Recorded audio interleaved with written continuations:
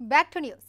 MLC ఎన్నికల్లో సొంత party ఎమ్మెల్యేలకే Congress party 50 లక్షలు ఆఫర్ చేసిందంటూ సంచలనానికి తెరలేపారు. పార్టీ మారుతామని స్పష్టం చేసిన ఇద్దరు శాసనసభ్యులు తమకు వ్యతిరేకంగా తమ నియోజకవర్గాల్లో ఆందోళనలకు సిద్ధమవుతున్న కాంగ్రెస్ పార్టీకి కౌంటర్లు ఇచ్చారు. ఆసిఫాబాద్, పినపాక ఎమ్మెల్యేలు ఇష్టం వచ్చినట్లు మాట్లాడితే ఊరుకునేది లేదని హెచ్చరించారు. కాంగ్రెస్ నుంచి టీఆర్ఎస్లోకి జంప్ అవుతున్న ఫిరాయింపు ఎమ్మెల్యేలు తెలంగాణ కాంగ్రెస్పై ఓ రేంజ్లో విమర్శలు చేశారు. కేసీఆర్ పాలనాపరమైన విధానాలు నచ్చడం వల్లే టీఆర్ఎస్లో చేరుతున్నామని క్లారిటీ ఇస్తూనే కాంగ్రెస్కు కౌంటర్లిచ్చారు. డబ్బులకు అమ్ముడుపోయే కల్చర్ తమకు లేదన్న ఫిరాయింపు ఎమ్మెల్యేలు అలా అయితే కాంగ్రెస్ పార్టీలోనే ఉండేవాళ్లమని చెప్పారు. ఎమ్మెల్సీ ఎన్నికల్లో ఓటు వేస్తే 50 లక్షలు చెల్లిస్తామని కాంగ్రెస్ పార్టీ నేతలు ఆఫర్ ఇచ్చారంటూ సంచలన వ్యాఖ్యలు చేశారు. మరి మీరు కూడా మాకు ఆఫర్ ఇచ్చారు, మీ ఎమ్మెల్యేల మీద మీకు నమ్మకం లేదు, మీకు మరి 50 లక్షలు ఇస్తామని చెప్పింది మీరు కాదా? 19 మంది ఎమ్మెల్యేలు ఉంటే మరి 21 మంది ఎమ్మెల్యేలు కావాలి. మీరు మరి ఏ విధంగా ఎమ్మెల్సీ అభ్యర్థిని మీరు పెట్టినారు? మీరు మరి పెట్టే ముందు మీరు మరి వేరే వాళ్ళని ఎవరిని కొనుక్కుందాం అనుకున్నారు? మీరు మరి దేనికోసం మీరు ఆఫర్ ఇచ్చారు మాకు? అంటే తన పార్టీ మీద ఉన్నటువంటి ఎమ్మెల్యేల మీదనే మీకు నమ్మకం లేనటువంటి పరిస్థితి.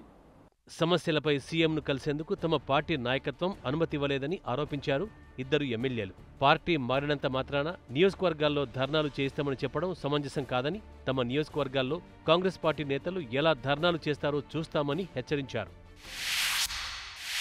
నిజంగా ఆదివాసులు అమ్ముడుపోలే వాళ్ళైతే ఈ దేశంలో రాజ్యాలు వెళ్ళేవారు కాదు. అంటే ఆ రకంగా చౌకబారు ఆరోపణలు చేసేసి ఏదో బట్టకాల్చి మీద ఉపయోగిస్తాం అనుకునే పద్ధతి కాదు. మా నియోజకవర్గాల ధర్నాలు కావచ్చు, ముట్టేళ్లు కావచ్చు, రండి తెలుసుకుందాం.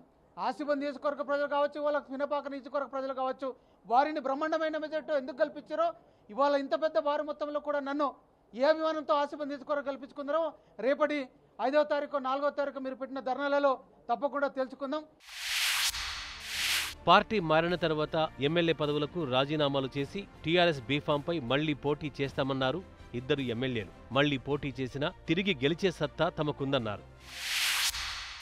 న్యాయ నిపుణుల ద్వారా విధి విధానాలు తయారు చేసుకుంటా ఉన్నాం. మేము మా కార్యకర్తలతో కూడా మాట్లాడతాం, రాజీనామా చేస్తాం. తప్పకుండా అందరూ చేసినట్టుగా మేము ఖచ్చితంగా రాజీనామా చేసి టీఆర్ఎస్ పార్టీ బీఫామ్ మీదనే మేము మళ్ళీ పోటీ చేస్తాం.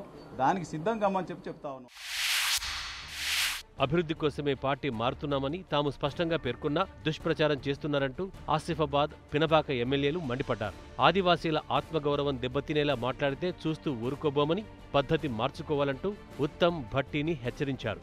సంఖ్యాబలం లేకుండానే ఎమ్మెల్సీ బరిలోకి ఎందుకు దిగుతున్నారని ప్రశ్నించిన ఇద్దరు ఎమ్మెల్యేలు కాంగ్రెస్లో 4 గ్రూపులున్నాయని, పార్టీని ప్రజలు ఎందుకు ఓడించారో ఇప్పటికైనా ఆలోచించుకోవాలని సూచించారు.